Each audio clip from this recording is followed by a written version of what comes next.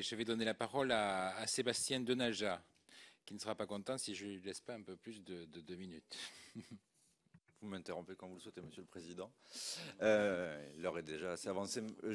Merci de me donner la parole. Monsieur le Ministre, peut-être d'abord une question. Est-ce que votre ministère a pensé peut-être à déjà anticiper le chiffrage de ce que nous allons réaliser comme économie, ou en tout cas permettre aux Français de réaliser comme économie en abrogeant le conseiller territorial, qui, contrairement à ses promoteurs, finalement aura coûté beaucoup plus cher que le système auquel il pensait remplacer le système qu'il pensait remplacer. Au-delà, puisqu'on est là pour écouter, on est là aussi, en tout cas sur ces bancs, pour soutenir.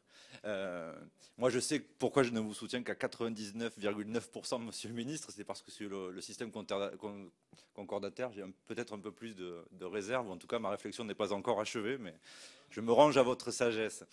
Je voudrais en tout cas, moi, appuyer les propos très clairs, nets et précis sur la nécessité du maintien du contrôle de légalité. Parce que c'est effectivement, vous l'avez rappelé, l'article 72 de la Constitution, et parce qu'il en va de la cohérence de l'application de la loi républicaine sur notre territoire. Même si ce contrôle, il doit évoluer. Et contrairement à ce qui vient d'être dit, je ne pense pas que ce soit dans les sous-préfectures que ce contrôle doit continuer d'être exercé, parce qu'au contraire, d'ailleurs, ainsi que le souligne un pré-rapport, c'est au niveau des préfectures que ce contrôle doit être recentralisé. Et c'est là peut-être qu'on trouve aussi le lien entre l'évolution de ce contrôle et l'évolution de notre carte de l'État territorial. D'ailleurs, contrairement à ce qui a été dit tout à l'heure, les critiques les plus vives contre le contrôle de légalité, elles n'émanent pas de l'ARF. Elles émanaient notamment de l'ancien président du Sénat, Gérard Larcher, qui s'était fendu quand même d'un article, notamment dans la presse, plutôt virulent contre le contrôle de légalité. En tout cas, moi, je veux aussi saluer, justement, s'agissant de cette redéfinition des missions des sous-préfectures, la méthode. Et je crois que c'est important de le dire.